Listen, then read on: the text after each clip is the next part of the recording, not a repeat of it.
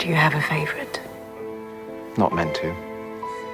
But mostly the unloved ones. The unvisited ones. The cases that get dusty and ignored. All the broken and shunned creatures. Someone's got to care for them. Who shall it be if not us? Yes.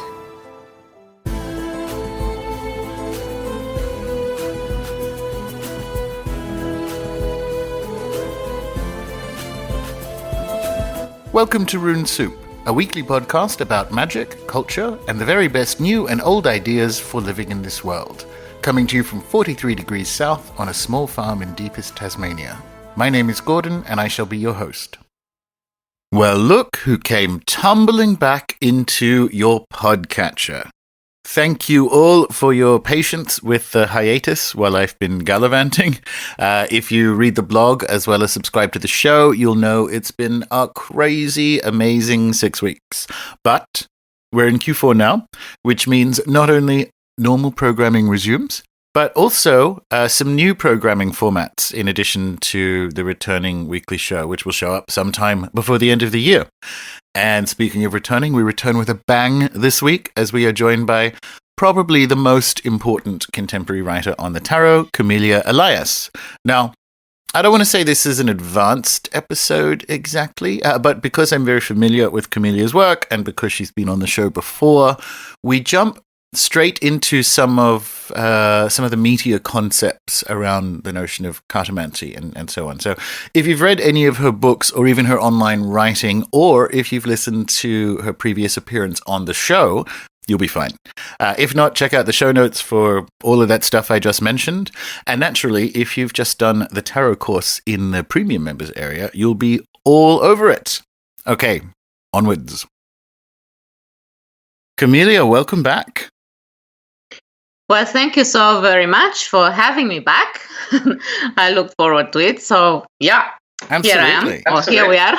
Yeah. And congratulations on the 2 recently released new books. I mentioned as we were doing the email that I managed to, because they, as your books tend to do anyway, they kind of sold out. And but I was in the US for a month, so I got to deliver them to my friend's new house, and it felt kind of like almost like a drug deal. I'm going over the country, and the books showed up, and I could read them on the plane, and now I'm back. But anyway, I loved them, so congratulations. Thank you so much. Well, ever the strategist, I was impressed by your you're going around it, and though I should say that insofar as the books that I put out are paperbacks, and they don't really have a sell-by date as it they're available, though you're right about the haiku book. The limited availability of that, insofar as there was a deck that went with that. I created 22 decks, although the book itself is still available. Yeah, exactly. What I'm trying to say is that all my books are available, except for the deck, that I just created. It was a major hassle, really, but I enjoyed doing it because I like the idea of creating some of this art as a talismanic endeavor, and I'm sure people out there invested in this kind of work know exactly what kind of madness, can go into it, all the consecrations, all the conjurations. I mean, it's all fun, no? So there was a lot of work. So I didn't want to create more than 22 that I had a specific idea about. But because the accompanying little white book, as it were, was a book of poetry, haiku poems, I thought, well, and that can be enjoyed on its own, So I thought, okay, I can have the book available to whoever might want to check it out. And then, yeah, it's true. The deck sold out in 1 hour. So yeah, well done. Yeah, when I went to when I went to get What Is Not and the history book, it's really fun. Like, because I was there trying to buy them on the day that they were out, and there's these rules like if it's not showing up on Amazon, buy it here, and I'm like, oh, okay. So and that was the lucky bit because I could use Book Depository US and get it to a US address quicker because I live at a farm at the edge of the world now. So we've both moved in the time since we last spoke, and yeah, crazy, but they all showed up. They were there waiting for me, and as I told you, I got to read them on on a mountaintop in Oregon, and I thought that was the right place for it. Because did you write this? Is this one of the books you wrote over the summer? Exactly, yeah. So, when you mention, both of them, in fact, are books that whose premise, is a text that I have already worked with before in fragment form, So I had bits and pieces of what you encounter in What Is Not, and then also the short history. I have them floating around on Patheos and on Taroflexions and some of these other venues that I write for occult studies. Yeah, so the history book. Some of the ideas presented that came first were first published on this website, Occult Study. So what I did while I was also vacationing on top of a mountain in Norway was to gather or just pull the threads together, and initially I thought I was just going to do a 100-page book. I kind of like the art of brevity. I always try to instruct myself in that, and I always fail. I don't know. So before I knew it, What Is Not turned into a monster, and however, with the other one, I wanted to retain the pamphlet form, though I did add more text to what one finds online. So I wanted to. So I did both things. I took old texts and then I reworked them, and then I also, because as a writer, while you go through your material, you also to think, first of all, the nerve, that I always try to activate whenever I write something is very much Zen inclined. Let's call it that, when I try to ask me, what am I saying? What am I talking about? What am I actually saying? So whenever you pose that nasty question to yourself, even when you work with old ideas or texts that have been previously presented in some form or another, you end up completely, changing your mind. Or if you don't change your mind, because, you have a guiding principle. So I don't want to say that is what happened, just end up writing a whole lot more text, yeah. Yeah, what I liked about having them both come out at once is that it almost seems accidentally political, because typically the history book is much, much bigger. And the practical book is shorter, particularly in tarot. And I know you kind of say that you're not a tarot historian, you're a card reader. And so these two books come out, and there's this breakneck history of divination with cards that's actually the much smaller book, and it just seemed accidentally a statement on how much we should prioritize the history of cards versus the actual reading of the cards. Yeah, exactly. So, I don't want to say that I hit a wall with that one, because, when that was a piece that started out on of a request, because I was commissioned to write it for this website when it started. So, and I resisted it, and then I said that in the prologue to the book. I resisted the call, and it wasn't because, I didn't think that I didn't have the confidence, to launch into historical pointing. Not as much. I mean, research, of course, there is that always when you want to say anything of any historical importance. But it was a philosophical problem because of what is a history of divination anyway. So I could just feel that as I was going through the text, there was a very recalcitrant, nerve in place, dictating, now you're going to write us out of that irritation almost. It's like, how dare they ask me to do such a thing, write a history piece. I mean, like, come on. I'm a goddamn philosopher, and I'm not a historian. But, what came out of it was, in fact, that, historical aspecting of what we do, the cards, and how we understand them in that historical context. But at the same time, I found that where it comes close to what I'm doing in What Is Not is exactly engaging with philosophical inquiry, where I simply go back to what interests me, like what am I talking about? What the hell am I talking about? Why do I say what I say? And what's the premise for what I'm saying? So in a way, they are both.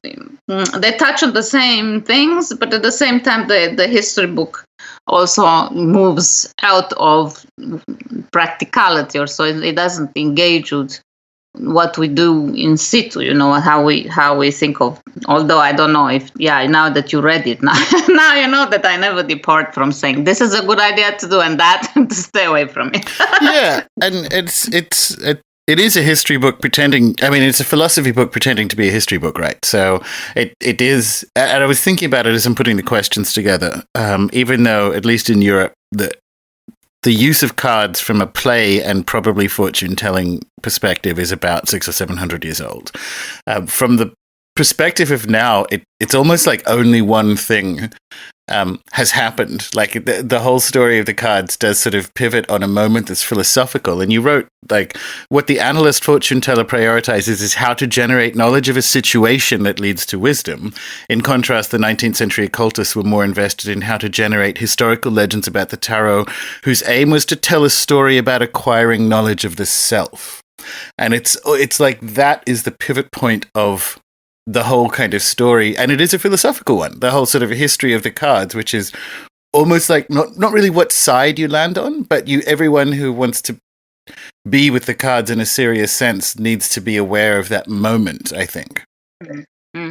Well, one of the things that have always fascinated me, in fact, is exactly this paradox, because if you ask me as a fortune teller what I do, I think I have a pretty clear vision in my head as to what my whole practice hinges on.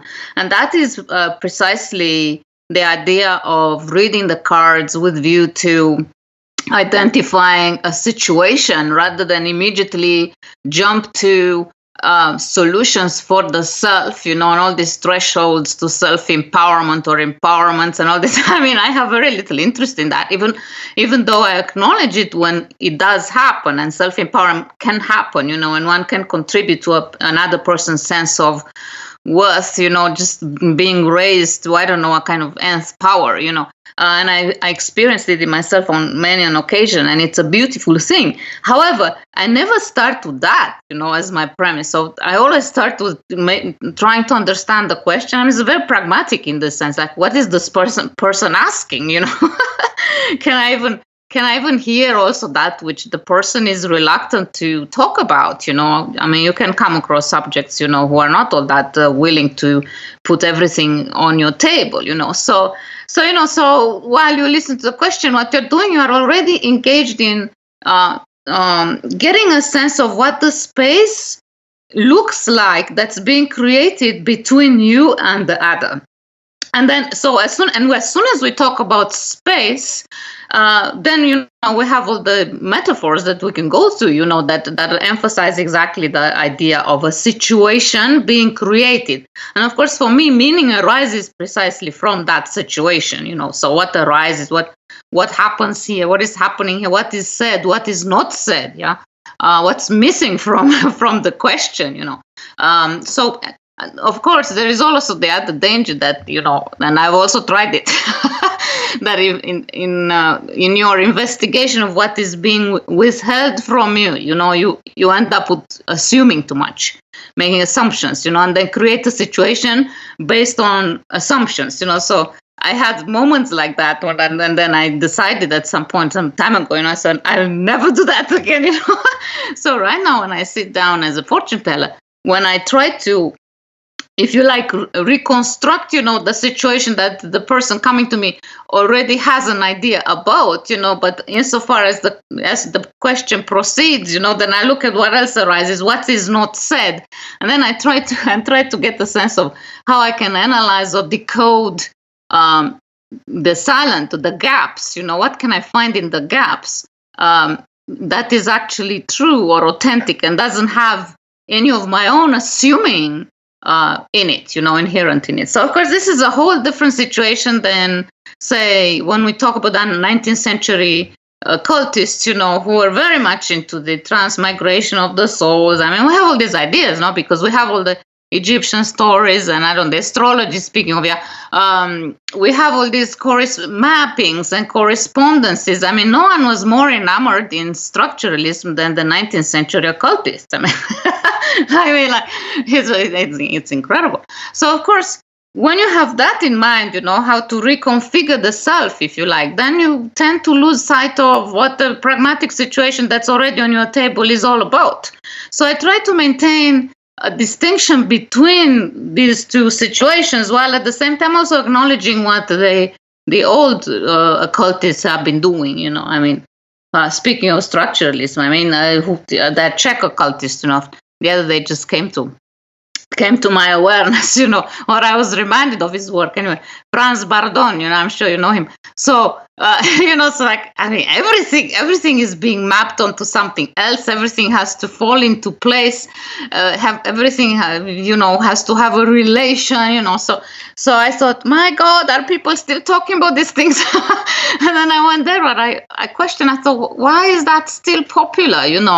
Why are we still clinging to binaries, to opposites? And I understand that why we do that, because that's how we communicate. If I wasn't a man and if I wasn't a woman and you were a man, it's not sure I would have an idea of what gender is all about. So we operate, or our understanding is very much based on recognizing binaries, binary opposites. But I thought, well, there comes a moment when you must move beyond that, must move past that. So yeah, I don't know. What am I trying to say? That I'm trying to keep the narratives apart, so while at the same time acknowledging, of course, that there is something also to the reconfiguration of the self. But unless that happens on the basis of recognizing the situation, and how meaning arises out of that, then I'm not interested. I guess that's what I'm trying to say. No, for sure. I think about that structureless mania, and I wonder if it isn't self-selecting. So certain personality types who need the world they need the fiction of a completely sense-making world. So they have this artifice that it all has to work in this one sort of Crowley 777 structure or whatever it happens to be. I think that's self-selecting. I think there are humans who need that as a sort of anxiety reduction way of being in the world, and there are others like yourself and me, I guess, that find that very frustrating and restrictive. Well, I don't know. As a literature professor, I did a lot of work with my students in structuralism and post-structuralism, and I have to say that the most successful classes have been the ones where structuralism was in focus, Yeah. And so what's the structure here, and where is the binary, where is the tension, and then it's almost like, oh, okay, now I know everything. Yeah, so now I feel cool about this. Now I kind of get a sense of this. So, compared to the discourse around post-structuralism, where the first thing that has to fall into place is looking at what we do with language, and how every time you open your mouth to say something, you can also go like, yeah, you don't say. Are you sure about that? And then the next reaction is actually to even laugh about, and that's even nasty, because that's very... people perceive that as a strategy of your attempt to intimidate or laugh, which is the worst that you can do, especially to young students, and I'm talking about my context, when I was teaching at the university. I had many discordant moments, let's call them that, where discomfort and unease was experienced both by myself and the students, because I try to lead them or point to that space where none of this was, we could not be sure of any of it. None of this was fixed. None of this was written in stone. And although, at the image level, we could all agree that, well, of course, nothing is written in stone, but as per the law of transience, which is, by the way, also the only proof of non-reality or unreality, one can quickly, theoretically, agree on this point that, insofar as nothing is set in stone, then we can have a space where we feel good about the void, if you like, right? The non-substantiality of all things. But that's just something that we say, or at least that was my experience at the time, So when we would dive into text, and point to exactly how that would come to manifestation, then there would be unease, And then, of course, because I like to laugh, so I would laugh at the students, and then they would say, "What a nasty one." I mean, like, what a piece of, let's not go there. At the same time, like, lucky for me, so I still have students. Just 2 days ago, somebody said, "I've never had a teacher like you," and I thought, "Oh, how nice! She still remembers me." That's very good. My ego felt very good about that. So however, I never make the point. I never experienced this when I had to teach structuralism. It's like everything was crystal clear. And then I thought, "Oh, what is so crystal clear? I mean, this scaffold that we're building here. I mean, you take that to be that building sticks, yeah. They don't exist, right? Other than, I mean, it's all your own mind manifestation." But then the students, like, you can just see them shaking their heads, like, no. These exist. These are there. I can use them. Yeah, man, woman. I get that. All the other stuff in between, that makes me feel uncomfortable. And that's the end of it. So yeah, but how did we get to the structuralism? I don't know. What's the question? Sorry. No, it's great. It tees it up because it's almost like you with the next book, what is not, you're kind of playing a structuralist trick to get people out of it, right? Because what is not, I'm going to ask you why that title and whether tarot is more about giving or taking away. But what is not is like a binary or structuralist lie to get people to think sort of beyond it, I think. But why that title? Why is it called What Is Not? Well, it does play with, when I say Marseille Tarot à la carte, so the subtitle actually explains the title. So it's everything you think you know about the Marseille cards, and then you turn it topsy-turvy, and let's have a look at it from the other end, and yeah, so when I serve it a la carte, I serve it from the opposite of the mainstream tradition, we start precisely with the system, in a way. Maybe that's what I want to say about structuralism, and I forgot. I lost my train of thought. So something about the system, we link it to fortune telling, right? So when we talk about fortune telling, what we actually talk about is nothing other than a system, and people invent a system of correspondences, a system of, that's how it starts, right? So a relation of sympathies, if you like, So if I fall in love, then I'm not going to show up with a cabbage, at the threshold of my lover. I probably have a rose in my hand, So this law of sympathy, is what begins it all, if you like, And then we just internalize notions. And then we naturalize them. But then when you zoom in to, again, what are we talking about? Then you realize that there isn't a thing. First of all, there isn't the love. Second of all, what's up with the rose? Why not the cabbage? Who decided that it has to be the one rather than the other? Now some would say, well, keeping it close to nature, that's a magical act in itself. Or when we talk about how we define magic, often I get this question: what's magic to you? And I don't really have an answer. Also because what's magic? Who is me, first of all? What's it to me? I don't have a clue. But, going back to recognizing how divinatory systems, which astrology also is, or any kind of the Ifa system, of divination, from Africa and all. Yeah, so many systems. They all begin with identifying our relationship to nature. And the closer we are to it, well, lo and behold, the more the likelihood is there that you can get a sense, if you like, of what spirit is or what you are beyond your preconditioned already sense of self, So fair enough. When we talk about that, then everything becomes clearer. But at the end of the day, the more you roll with that story of naturalization, the more you also want to question mythology, right? And say, yeah, but who decided?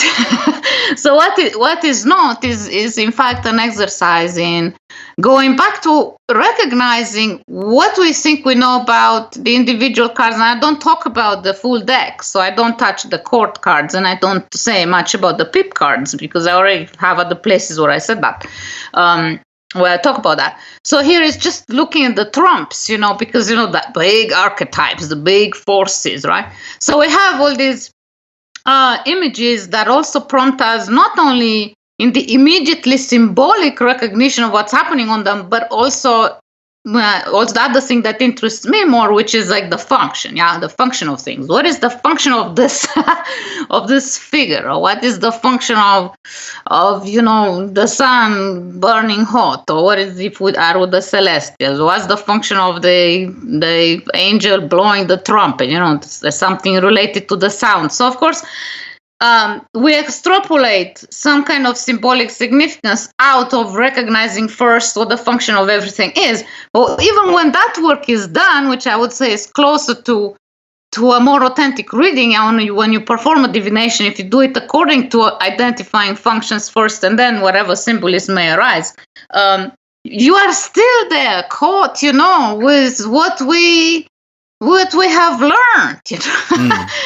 I can't really. The function of the emperor is to lead without acknowledging that culture somewhere down the road decided that the sovereign has that power, And so what I'm acknowledging is just a set of rules, or linguistic rules, semantic rules. So where is the truth? So there is no such thing. Well, one of the points in the book, which I think is useful, is you say, well, I'm interested in why death isn't the card for success, but like Chariot is. Like you sort of tell the reader to think about how we came to associate success or triumph with the Chariot and not death. And it's funny because arguably, if you think life continues after death, and I think it does in some form, like death is kind of the ultimate success card, really. Really. That's right. So, well, I'm glad it got you to think about that. But that is exactly so. Why do we think of this on writing, and then of course the subtle message, and in my own examples, because I don't keep it just philosophical, I try to actually still transmit an instruction, that's based on pointing out what is the case. In reading situations, I've had countless examples of this question, that placed me in an ambivalent position. Is this one coming or going? So as per culture, I always, whenever I look at the Charioteer, and maybe I'm too old, obviously, the first thing that I see is Ben-Hur, in that Gladiator movie, right? So that to me is like, that's the epitome of the manifestation of the Charioteer's power. However, in reading situations, I've encountered it many times. I've encountered contexts where I actually had to think about it, and so I'm not sure that this one is coming like victoriously. I don't know, maybe this one is actually splitting. Yeah. So how are you going to determine that? So of course, by the same token, when you talk about death, I don't know. I have people who have lots of shit in their head, and then they seek my advice, and then because I also have my Zen teachings permeating everything, the first thing that I point is like, well, so how is it going with your attachments? Have you tried to unload? It's a tall one, yeah. But often it can simply just pragmatically start with a pointing out of how the person maybe needs to discard a number of things, including stuff in their house, right? So it's so so you use the metaphor. So how about you put a death to this, and you put a death to that, to I don't know, that 10,000 books. I mean, that's what I did when I moved 2 years ago to this end of the world place. You know, so I donated a whole bunch of so I had to put. So I have to kill a lot of things, you know. However, I moved here with just the books that I needed to have, and then I felt thoroughly successful in my endeavor, you know. So they have, so I mean, the meanings, so-called, that we assign to the cards can only acquire a certain nuance and power, if you like, if we also identify how they can fall in the exact place of the well-defined context and also well-defined question. Because if you can have a question that's muddled and all that, I mean, then we are there with fictions. I mean, it can be very entertaining, but you'll be shooting in 10 different directions where the charioteer not only goes or comes, but he's also doing other things. Yeah, same with us. So, you know, so I don't know, maybe now that I think of it, what is not, you know, the other day I thought about how not all my writing, mind you, is popular. I hope never. Yeah, because there is this insistent nerve, you know, or tone in it where, you know, you can just hear it through the lines. You know, are you sure that you got it this right? And then some say, yeah, well, there is no such thing as wrong or right. And I say, actually, there is. you know. But I thought that what is not can also be perhaps perceived as a form of an exorcism.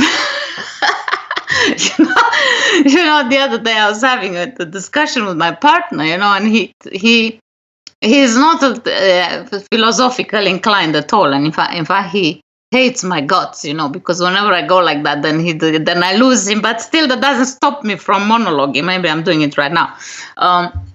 So, you know, so one of the things that I said to him, I said, well, you know, insofar as we're dealing with so many different layers of consciousness and those that come to seek our advice and clarity and whatever we can claim maybe that we possess, that they don't. What they expect is, you know, is something that, again, realigns their lives or, you know, helps them see a new direction. But how can you do that if you do not begin with I like to think of it in those terms, you know, seeing what demonic work is happening, you know. I mean, what daily concerns, you know, to me there is no distinction between daily concerns, the ones that make us fearful or full of anxiety, and I don't know, the other demons also, where if things don't succeed for us, then we go jealous or we are envious or of a perceived competition or the demon of comparison, right? Or let's put that on the table. So, you know, so whenever I perform any kind of divination work or when I try to think through my own life, you know, the first thing that I try to do is apply an exorcism on myself. I say, okay, you demons, okay, what kind of demons am I dealing with? I have a conjuration in plain daylight, you know, every day. So what are you called again? You know, and then I go with the structuralist, mind you, you know, for all my disdain of it, I go say, okay, you know what, I can see that you're not very high in rank, so sorry. I mean, I'm not interested in negotiate. I mean, it's not even sure that I want to negotiate with the big one, but you assholes, I don't want to negotiate with you at all. So, you know, often this kind of work comes to expression either in writing or in the analysis that I do for people, you know, when I read cards for them, or otherwise just, you know, pop into my house or call me up, you know, say I have this issue, right? So that's the work. So what are you dealing with? You know, what is the problem? Let me see the problem, and then the next thing is like, let's get the sense of how big this demon is. is he even worth the talking to? Just send the entity behind us. We have good tradition for that. So that's the thing. So what is not perhaps aligns very much with that, magical work. If I'm sure the occultists, you have a bunch of occultists following. So, I'm addressing them. Thank you, guys. Gentlemen. Maybe I don't have to explain it. I can just keep quiet and just suggest things, and everybody will understand just what I mean by that. But yeah, what is not? How about this? What is not writing as a kind of an exorcism? But yeah, because that's what I do. I don't know what that is going. It's going nowhere. Yeah. No, I think that's great. I think it is the exorcism or removal of things toward clarity, which I think is kind of like the cornerstone of your work. And it's almost nested, right? So we were just talking about it on a macro, almost philosophical sense, and then you brought it a little bit down to it being the day-to-day, not seeing the difference between kind of like metaphysics and day-to-day concerns, because neither do I. As you say, like anxiety and envy and jealousy and all these are essentially philosophical concerns. Like there's no difference. It's an arbitrary distinction, right? But it can also jump down to the next level. Like in the book, it's a good divination session is about identifying precisely what is not the case before you pass judgment on what is the case. And this is an example of, I think, correct me if I'm wrong, of beginning with the removal of stuff from the question and the context, like what is not in play, the dispelling of those illusions that are unhelpful with when someone comes to you for a reading. Yeah, exactly. No, you got that right, because that's it. That's how I, I explicitly meant it myself. That along the same line that I start out with, where I said that I'm actually more interested in subtraction rather than addition, and all the, in all spiritual work, that has been just one of my observations, having looked at what people are doing out there. So I thought it's very interesting, because let me use this metaphor again. I think I might have used it before, because it's one that's one of my favorite. It's like, what are we doing here? What is our tool? So when I think of my tool, maybe my primary tool is actually an elastic.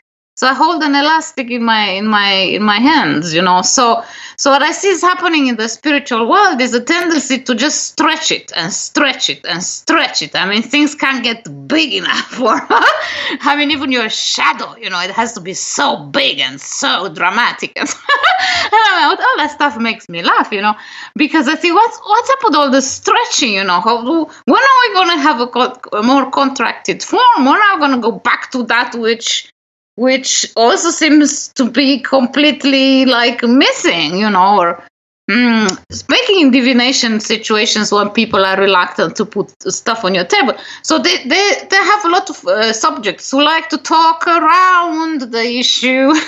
And here it's all like, lucky for me, I'm not the type who wastes a lot of time. So, I always read that and say, listen, you pay for this, right? So you want some value for your money, then get to the fucking point, right?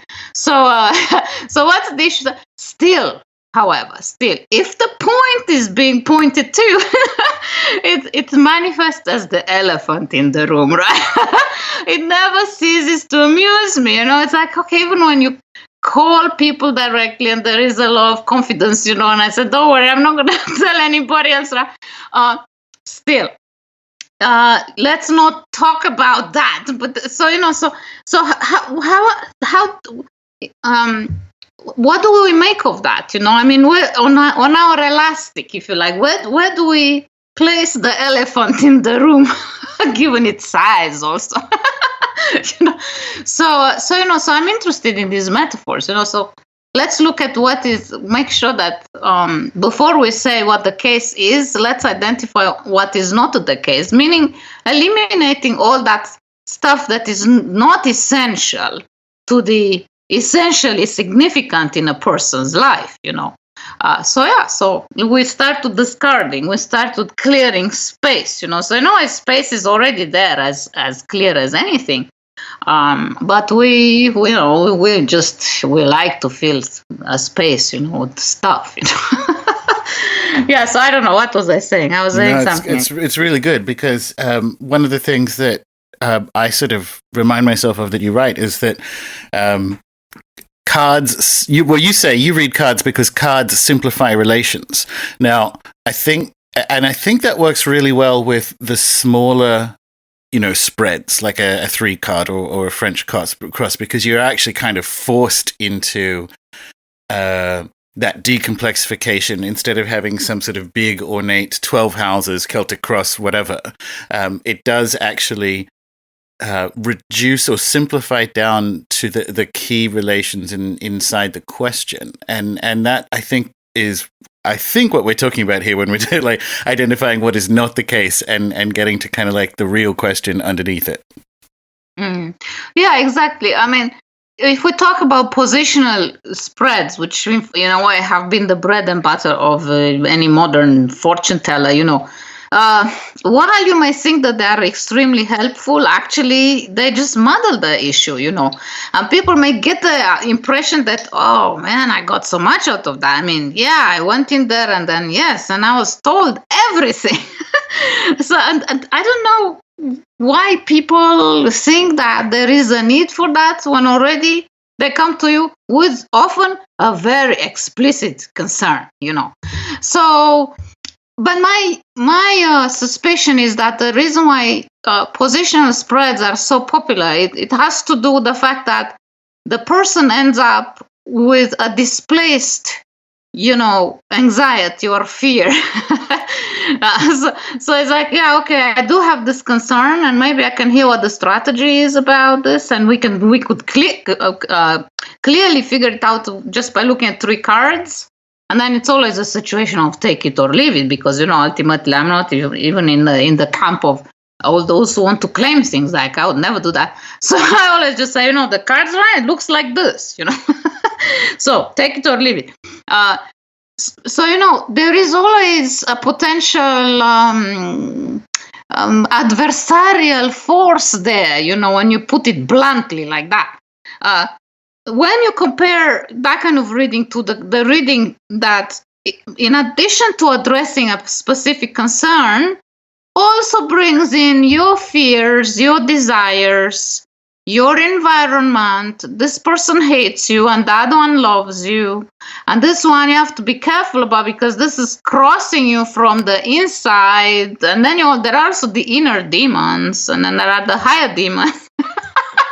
So before you know it, so you can see how all of that acts as a distraction, So the person goes home and says, wow, that was so rich. I mean, I've had people say that to me, and then I had to ask them. And I said, listen, why do you think that was so rich? What was so rich about it? And how about the other thing that I insisted on, because some actually insist that I read the Celtic cross for them. And I said, whatever. So I indulged them.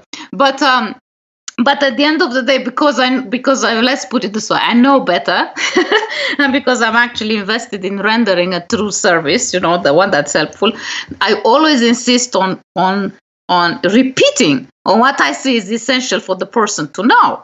And yet, I get the feedback, they write back to me, so that was so rich, and that was so, all that stuff that you told. And then I can't help it, So I write back and I say, why do you say that? What happened to what I repeated, or what I asked you to actually focus on? Yeah, that, yes. No, I got that. So we're back to square one, right? Where it's like you pay me money to tell you something that may be extremely beneficial for you, but at the same time you'd also prefer not to. I want to hear that, but I prefer not to.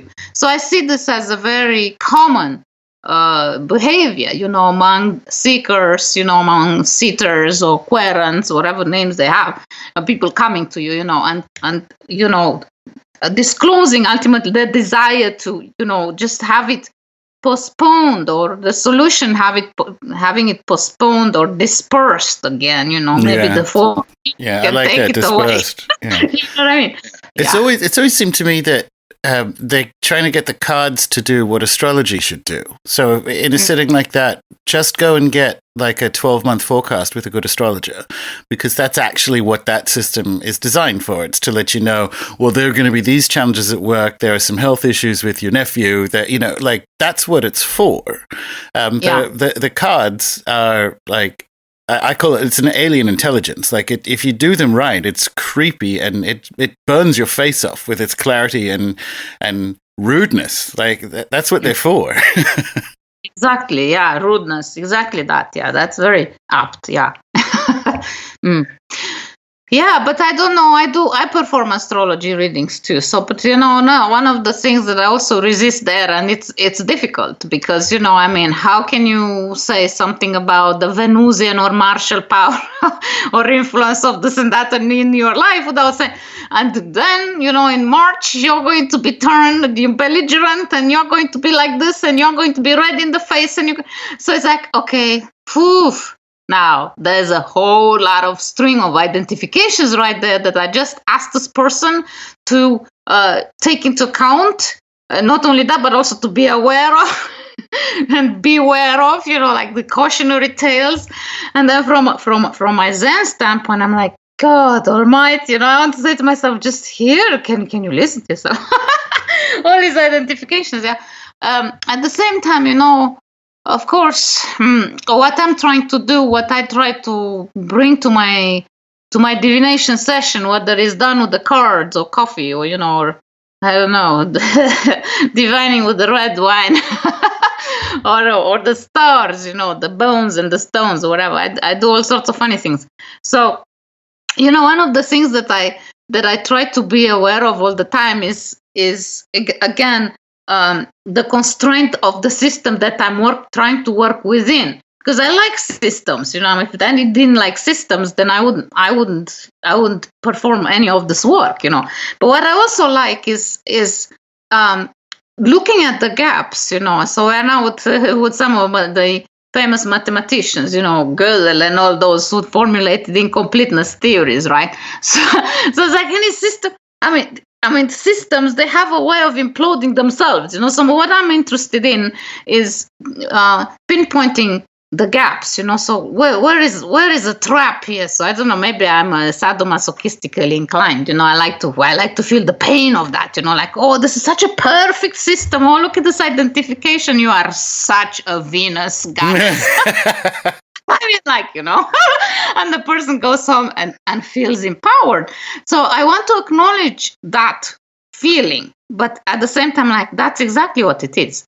Feeling that activates a particular desired identity in your head that has little to do, or actually nothing to do with that, what we call reality. When reality is all that which goes beyond our language and our words and our glyphs and our symbolic, abracadabras that we enchant ourselves with. All excellent stuff, But when we get down to business, as it were, what are we dealing with? So why do we need? So what I think that's what I'm trying to say is that when I send people home with a particular identification story, I think that what I'm trying to do, which is the extra, and it's a tall order, is to suggest to them this question, like, and now what is the purpose of you sitting on the throne like the big Venus, goddess of love and money? You have both. Imagine that. How fortunate. So what's the purpose of that? What are you gonna do with that? What do you do with that? How does it help you? Like, really? And when the enchantment also, mind you, wears off, as it does, because that's the rule of enchantments, that they wear off, and that's when it becomes actually interesting. Yeah, when they begin to wear off, then what? So what is the story now? So I think that what I'm trying to say is that part of my work with the cards is that whenever I engage with saying you are like this and you are like that, having the Zen awareness that that's a bad idea to entice people to identifications. What I'm trying to also say at the same time is that if you get to the reality point, again, once the enchantment is off, is to think of ways in which you can simply just change your metaphor, Okay. But what is changing the metaphor is like, okay, so today I was fucking Venus, and tomorrow, now I'm not Venus anymore because, I mean, I don't know what happened, and I don't know, so I got the beating, or anyway, that my transits changed, yeah? So the transits, it changed, so now I'm in the bad mood, so what am I going to, so well, maybe today I can be Mars, you know? Or, you know, so it's the same shift, you know, but I think that might be problematic in our delivering of desired identities, let's put it that way, to people, is that we forget to tell them that all of the stuff, first of all, wears off, and second of all, you know, there is all that which means nothing. You know, it's like, okay, I mean, just know that what you're doing is always transacting for shifting metaphors. Okay. So know that you are just engaging in a game of identification with a desired image for something that you didn't have yesterday, but maybe you can have today. But, you know, that is still just something that your mind creates and brings to your, you know, to the forefront of your eyes, you know. So I don't know, maybe I'm getting too convoluted here.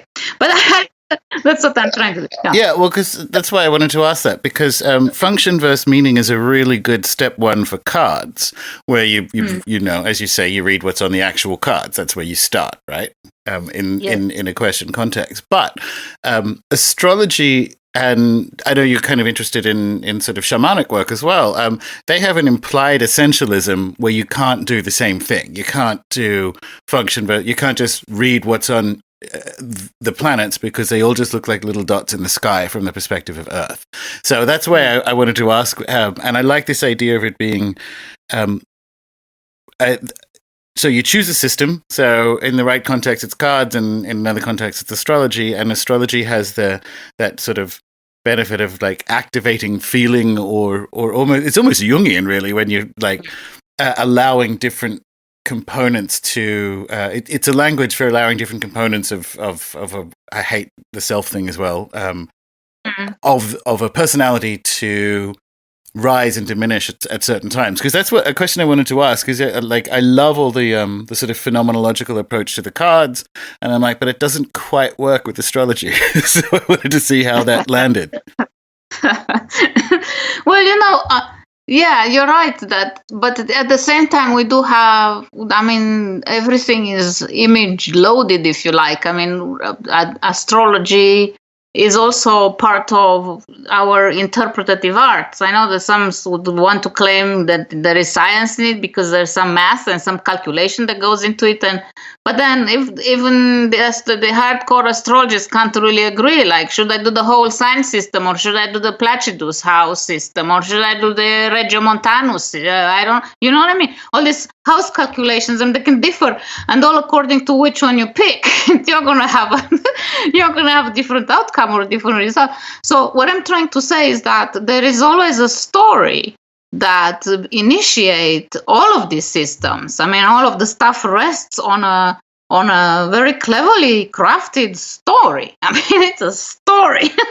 So I think that in my own work, you know, what I'm trying to do is, although when I tell people, is like, although I'm appealing now to your love of identifications, feelings, you feel so fantastic and awesome today.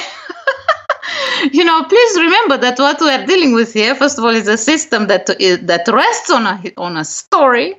Second of all, it's all words, it's language. So what you call feelings is nothing than words. I mean, you can't even put a feeling across unless you describe it. And guess what? Every time you have to describe something, like, how am I going to do it? I mean, I don't know. There are strategies, you know, people have tried to resolve this impasse, you know. Dancers, you know, they say, well, I'm so tired of words. I don't want them words anymore. So they try and conjure into dance some world, you know, that's not contingent on words. And so let's not have that story. But at the same time, it's like, you know, you simply we cannot escape that story world, you know. So there are some narratologists who even coined that term. We're always trapped in a story world. So so the task at hand, what I'm trying to say is that the task at hand is always to say, okay, feeling, yeah, but what is that? That's just words. Or as soon as I try to describe it, oh, lo and behold, I used words, and sometimes, like what kind of words? Luscious words, or seductive words, or belligerent samurai voice. I can do that, on occasion. People are afraid of it when I go like that. So there you have it. But what we're always dealing with is a story. So of course with astrology, we already have a story of these types again, So there is a Mars type and a Venus type and a Mercury type and Jupiter type and Saturn type, and then we have the trans-Saturnian planets, and the outer space, So they all embody, again, certain functions that we already have identified or named. Yeah, it's all about naming. Down here, as it were, as above, so below, right? So Mars is your charioteer, is Ben-Hur, riding in that thing, in the gladiator ring. So we never depart from that. So of course, when I perform astrology, I do the work of identifying the system or working within the system, but at the same time, I think that what moves me the most is when I say, that's why I do astrology, is because you have aspects. You have rulership and reception. I mean, at least, I don't know, I like the Renaissance astrology, so I don't do much modern astrology. I don't even know anything about it, so I shouldn't pass any judgment there. But, so whenever I perform an astrology reading, I always start on that ground. I look at rulership and reception as the first. So that is to say that while my reading is informed by what I already know has been crafted as a story about this or that planet possessing or performing indeed these functions, going to war or kissing, or at the same time they enter into relation, and sometimes when Venus is in detriment or as flat as a flat battery, you don't go to her for help if you should need love or money, So, or else, you find a planet in a house where the planet is not happy. So that we talk about afflicted reception there. So, so I think that stories become very interesting when we look at their permutational mechanism or power, So the same thing with the cards, if I were just to go again and again and again through the story of the Pope or the story of the Star or Temperance, I would just die from boredom, right? So I might as well just read a novel, right? And then the first page and last page, and then I'm done with it, right?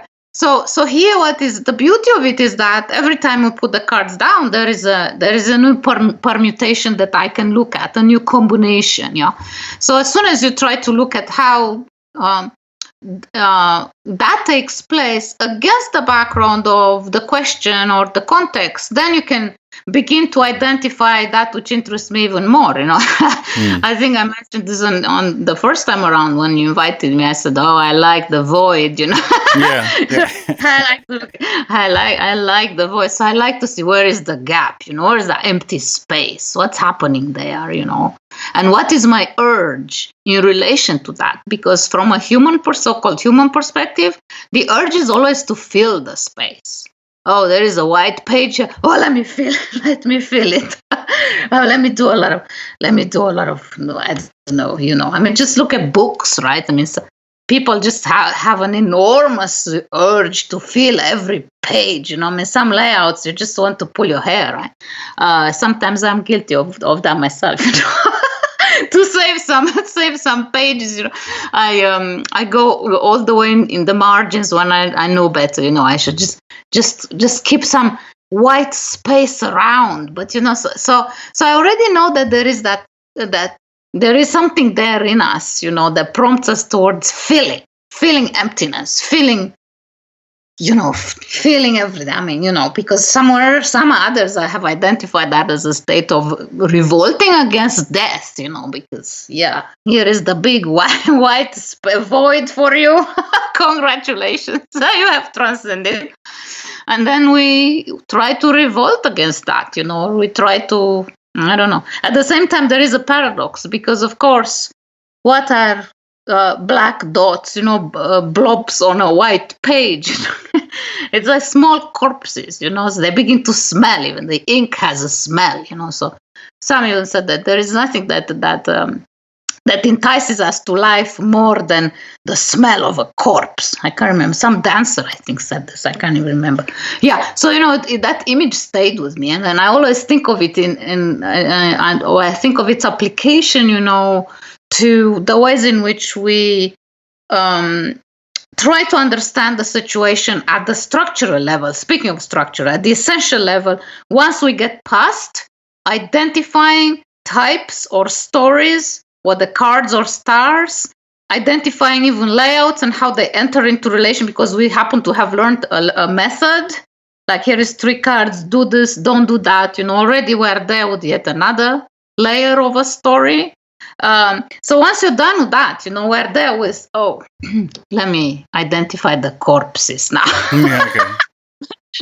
So then you say, so you are the necromancer. Oh yeah, there must be a Romanian thing. So yeah, perhaps, I don't know. Yeah, there you have it. Yeah. Okay, that's going back to the astrology stuff. I think that clarified it for me. It's still a system of functions in relation. It's just that they have the functions already pre-assigned on the way in. Now I get it. Now I get why Camelia does astrology, because I'm like, okay.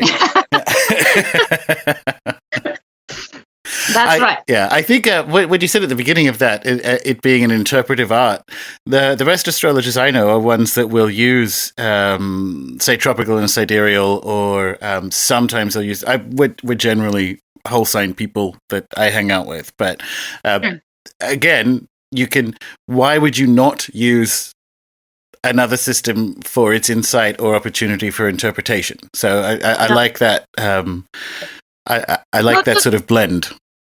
To tell you the truth, for instance, when I perform the readings of natal charts, then I usually draw both, the whole sign, and then I also like the Placidus or Placidus. I don't know how you pronounce that. So the house system. So I look at both, and sometimes things are really in conflict, like I can see like, what the heck. At the same time, there are also some others. If I get too frustrated with one, I just decide, okay, today this is too much, I'm just going to go with the one. And then I decide today is just a whole sign. Or tomorrow is just Placidus, and then the next day is just, I'm only looking at the relation between the planets and the fixed stars. Like yesterday I was amused. My partner, he was making a post in a Aradia Academy alumni group, so I just launched the registration for the Lenormand foundation course, so in connection with that, all of a sudden I looked at my I have all sorts of astrology apps on my iPhone, so I get notifications. I get notifications, and then the Star Walk. I have this app that's excellent. I actually use it just to identify where I am in the world at night. So I get the app says, oh, don't forget that tonight Mercury and Spica, they are conjoined, and I was he laughed at me. Because when I read that, I sprung out of my chair. I was in the middle of reading something, and then I have incense, and then I went to the bathroom and I put my emerald ring on that has a Spica inscription inside of the stone. That was also consecrated after all the talismanic arts that you can imagine. And then I burnt some Spica incense, and then I drew the sigils for both Spica and Mercury. And then after I was done, I said to him, "Oh, okay, that was the close. Like, how would I miss that?" And then I said to him, "Can you please enlighten me? Like, what the hell was the purpose of all this?" And then he went like, "Well, maybe to sell your course. Yeah. And I was like, that's right. Yeah, I should have done it to that. So my point is, that you can use all these systems, even just for the sake of the story, so not necessarily because you have an intention behind, although there is always, by virtue of identifying the functions, like also we have Mercury, and we know already that he stands for that clever fellow, who can devise some, impossible strategies for things, good at transacting and all that, communicating, and tarara. We have a whole string of keywords that can identify that particular planet entering into relation with the fixed star Spica, one of the most fortunate things in the sky. So, already my head was like, I found myself threading through or going through these veils or levels of stories, and I even forgot what the whole point was all about. So, and then when I saw, why did I do all that? Now, of course, I think I knew the answer to that, but it just didn't hit me immediately. It was only after his comment, obvious. I know it was obvious to him, but it wasn't obvious to me, because maybe the more obvious to me was simply that, I just wanted to smell that incense. and when I put my emerald ring on, I also looked at it and I thought, what a beauty. Can you believe I have such a thing in my house? And I almost I felt very mercurial all of a sudden. So obviously there is some truth to all that, so Mercury was already activating my buttons, because I thought, aren't you just clever? I mean, you got that emerald ring just for this, yes. So it's like, imagine that I actually possess that knowledge. So, so the flattery, self-flattery, so I was having a moment conversing with myself, flattering myself. All the while, to my partner, it's like, well, you did all that because you just opened the registration for your Lenormand course. So, and so there you have it, competing narratives, regarding intent. At the same time, what are we dealing with? It's just a legend, no? The sky reflecting or giving us some powers or lending us some benevolence. I think that the reason why we do all these things is because they it's an occasion. They offer us an occasion to move beyond ourselves, even in the moment when we recognize just how full of shit we are. I'm flattering myself, for how clever of me to have acquired such things in my house. And I felt very good about myself to have had just the incense at hand and just the ring at hand and just the sigils at hand that I could draw by heart. I didn't have to look it up on Wikipedia or anything. So you can actually feel very good about yourself. Like, oh, I know many things. That's a good thing, no? But there you have it. So so at the same time, however, in the moment of acting, like just do something, there is that beauty, of being caught in something that's not you. Yeah. Yeah, absolutely. That's a wonderful way of saying it, actually. I like that. Speaking of the Lenormand class, because we're towards the end of the show, I think that final comment is a really good way to wind that up. But how long is the registration open for? Because this show comes out this week, so it should still be open? Oh, yes, Gordon. Thank you. For selling my course. Yes, it's open until the October 9. Oh, yes, absolutely.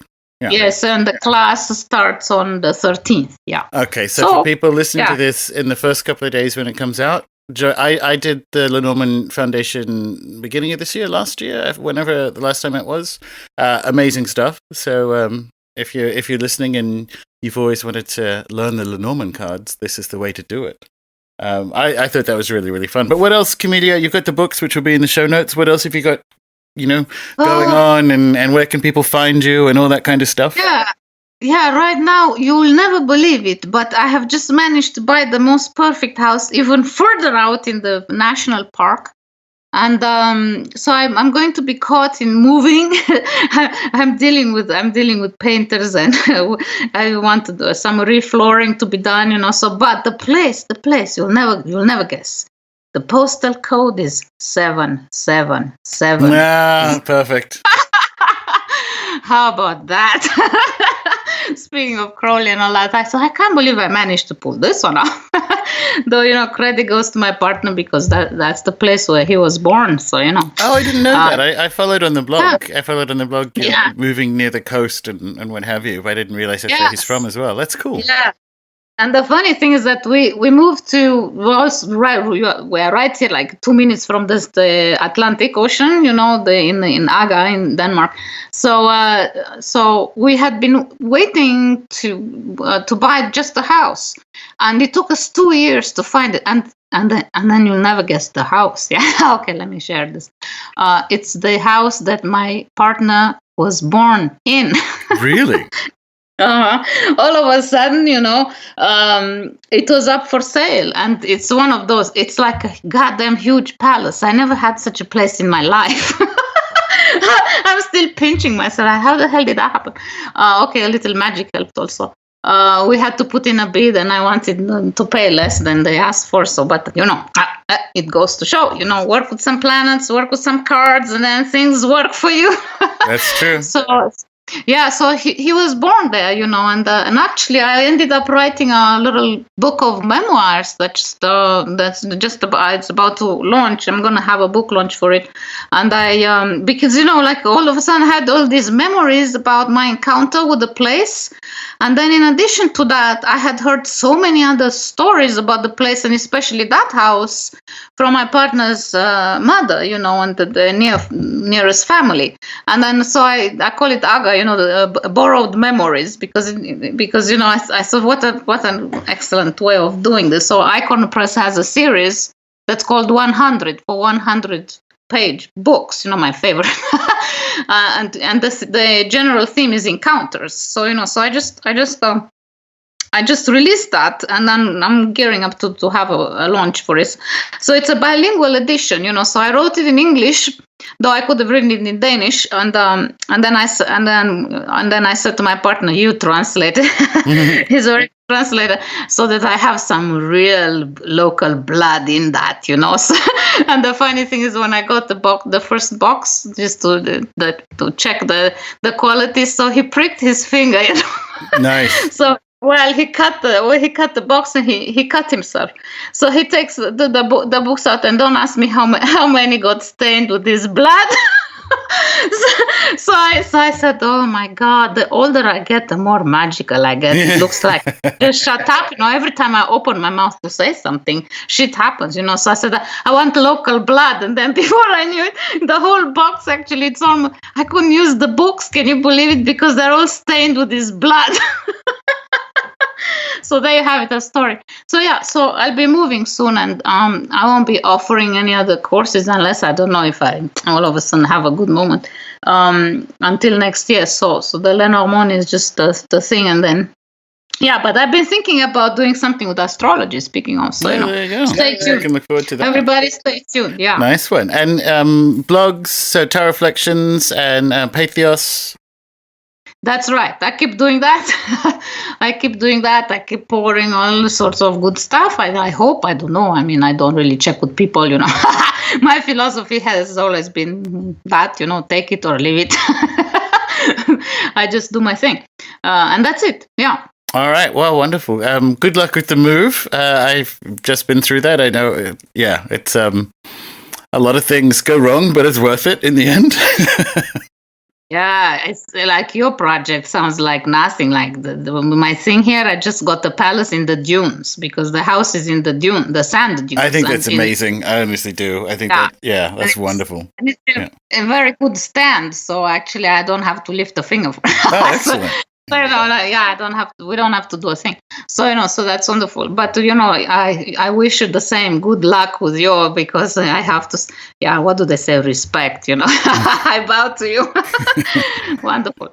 Well, Camelia, this has been so much fun. Congratulations on the books. I really, really enjoyed them, and thank you very much for your time.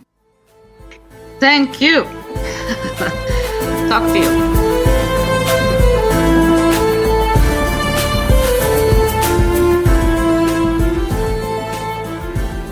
There you have it, ladies and gentlemen. Be sure to check out the show notes, of course, for links to Camelia's books, online writings, and the upcoming Lenormand class. And if you're in the mood for really wrestling with the vexed notions of meaning and cards, we actually spend a goodly amount of time on them in the tarot course. And actually, I should just mention, because I got a couple of emails while I was away, that the membership gets you a bunch of different things, but one of them is access to all prior courses for you to explore at your leisure. So don't feel like you've missed one. Think of it, the model is more like a library, not like a school. So if you're keen, you join whenever you want and pick the things you want, dip in and dip out, that sort of thing. Camelia's approach to cards and meaning is very appealing, I think, because it brings clarity without necessarily having to offer a macro explanation or grand cosmology, because it's sort of nested in her own cosmology that is quite, like mine, I guess, antithetical to the big stories. Like, it suits my animist, open-ended tendencies, even though it's not strictly an animist model, but also my chaos magic ones for the same reasons. Chaos magic also, it's almost a requirement. It has an insistence on multiple means of interrogating a subject or discourse, and I think you get some of that, or there is an invitation to that in a lot of Camelia's work. And there's something about that almost requirement, I don't want to call it a requirement, it's chaos magic, it shouldn't have any, that is echoed in when Camelia uses the term interpretive arts. And that actually came up in a way at As Above in Portland, a video of which is also in the members area. But basically, if you are any kind of interpretive artist, I guess, so astrologer, cartomancer, magician, being able to run a question or a forecast through multiple models seems essential to me. Having a preference for, one model or system, so say Hellenistic astrology, doesn't mean you are wedded to its implied cosmology. Same if you're doing something like, 20th century tarot praxis of fixed placements and fixed meanings and so on. Dare I say, a good interpretive artist runs multiple models.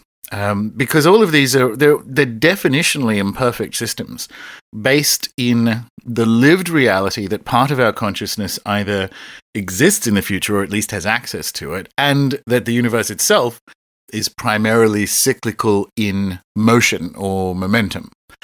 So yeah, that's this week's show. We're back, baby. And even though there is more travel coming up at the end of the month, we are going weekly till the end of the year.